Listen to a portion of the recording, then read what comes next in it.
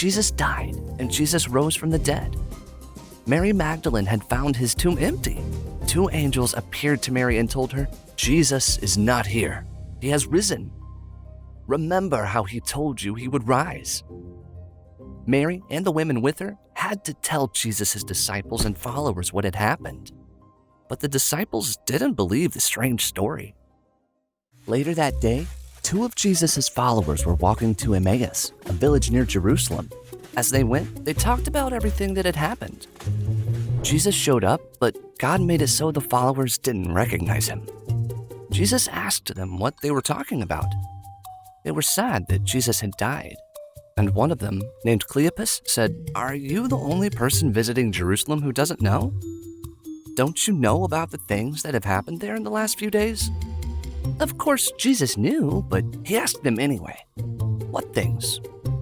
They told how they had hoped Jesus would free Israel from the Romans, and that they were confused when Jesus was handed over to die on the cross. They also told him about the first-hand reports of the tomb being empty. Jesus had a surprising response. He said, "How foolish you are! How long it takes you to believe all that the prophets said." Then he explained the scriptures to them. He helped them understand the words that Moses and the prophets had written about him so long ago. As they got closer to Emmaus, they invited Jesus to stay with them and share a meal. At the table, Jesus took some bread and gave thanks to God. Then he broke the bread, and as he passed it out to his followers, they finally recognized him.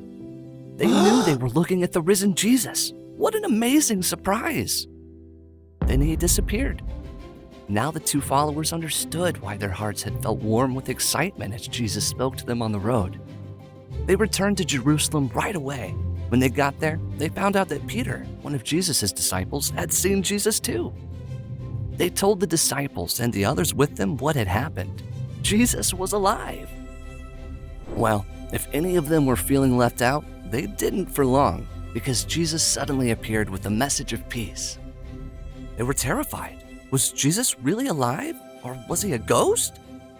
Then Jesus showed them the wounds in his hands and feet that he got on the cross.